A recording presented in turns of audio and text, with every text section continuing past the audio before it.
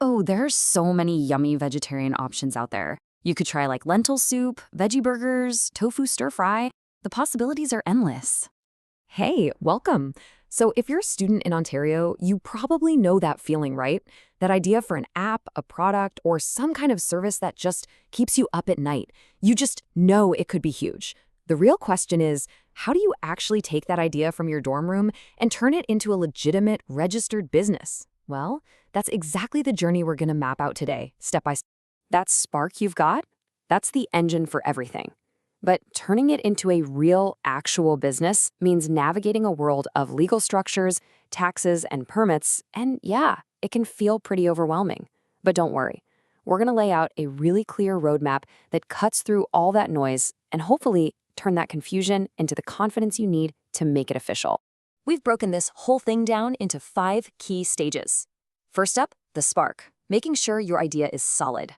Then, the foundation, building its legal structure. After that, officialdom, all the government paperwork. Next, the engine. We're talking money and insurance. And finally, liftoff, launching and keeping your business running smoothly. Okay, first things first. Before you even think about a cool logo or ordering business cards, you've got to do your homework. This first stage is all about stress testing that brilliant idea of yours to make sure it's actually a viable business. Think of this as your pre-flight checklist. Seriously. What exactly are you selling? And who really is your ideal customer? Who else is out there doing something similar, and what are they charging? And the big one, what are your real startup costs going to be, and what's a realistic guess for how much you'll make? Answering these questions forces you to be critical, and it helps you draft a basic business plan, not for investors, but for you. It's your personal blueprint for success. All right, so your idea holds up, it's solid. Now it's time to give it a proper legal identity. This next part is all about 2 huge decisions: choosing your legal structure and, of course, picking a name for your business. In Ontario, you've basically got 3 main choices. A sole proprietorship is the simplest. You are the business. It's super easy and cheap to start. A partnership is pretty much the same idea, but for 2 or more people. Then you have a corporation, which is a bit more complex, but it creates a totally separate legal person. Your choice here really comes down to balancing simplicity, cost, and how much personal risk you're willing to take on. Now this is a really important concept to get your head around: liability.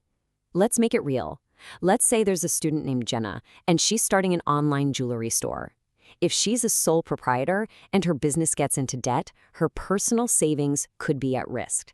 But if she incorporates, the corporation owes the debt and her personal assets are protected. For her startup, Jenna decides a sole proprietorship is totally fine. It's simple and her initial financial risk is very low. So once you've picked your structure, it's time to register. First, you've got to choose a unique name, and please do an online search to make sure it's available first. Then you'll head over to the Ontario Business Registry online. It's a pretty simple form. You pay a small fee and bam, you'll get your business identification number, or BIN. Think of this BIN as your business's official birth certificate here in Ontario. With your business registered in Ontario, you now have to get set up with the federal government. We're talking about the Canada Revenue Agency, or CRA.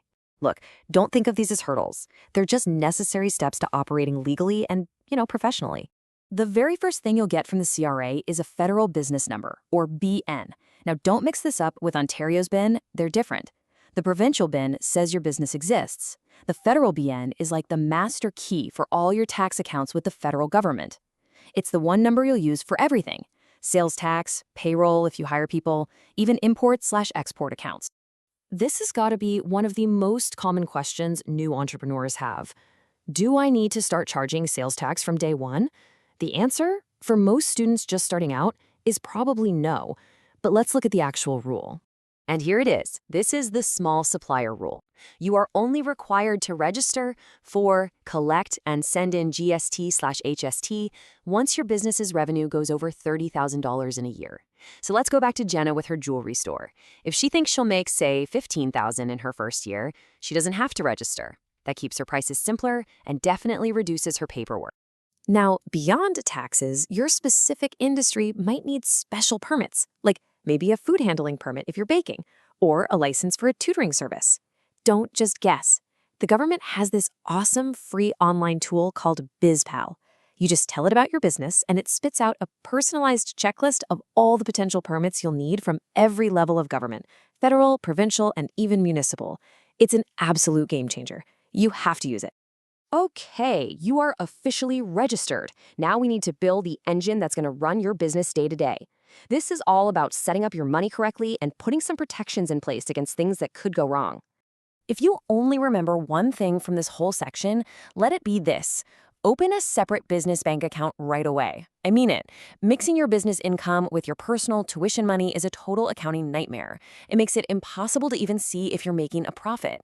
After that, pick a simple bookkeeping method, a spreadsheet assigned to start, and look into some basic general liability insurance. It's a small cost that gives you major peace of mind.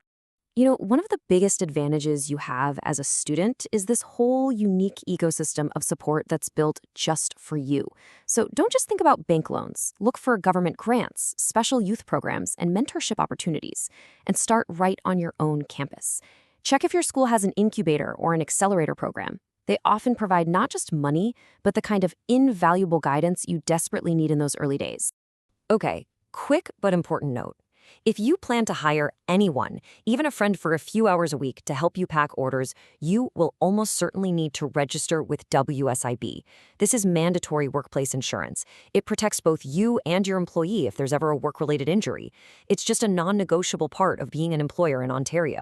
This is it, the final stage. You've built the foundation, you've built the engine. Now it's time to flip the switch, launch your business into the world, and understand what it takes to keep it running smoothly for the long haul. This is the fun part, right? Now you actually get to build your brand's identity.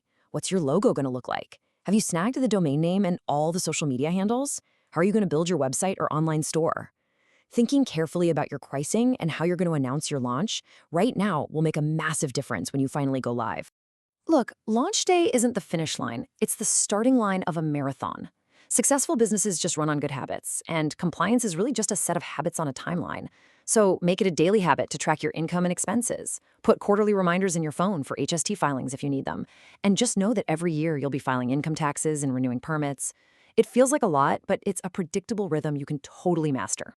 And this quote just sums it all up perfectly. Getting everything set up is a sprint. It's this intense burst of focused energy. But long-term success? That comes from the marathon, consistently managing your books, filing taxes on time, and handling your renewals. That steady pace is what builds a business that lasts. And that's the roadmap. From that first little spark of an idea through all the official paperwork to a fully operational business. We've shown you that, yeah, there are a lot of steps, but every single one of them is manageable. You now have the knowledge. You have the tools. The path from student to entrepreneur is all laid out for you. The legal structures are there, the tax systems are in place, and all this support exists. The only question left is the one that got you here in the first place. You have an idea. You now know how to make it real. So, what will you build?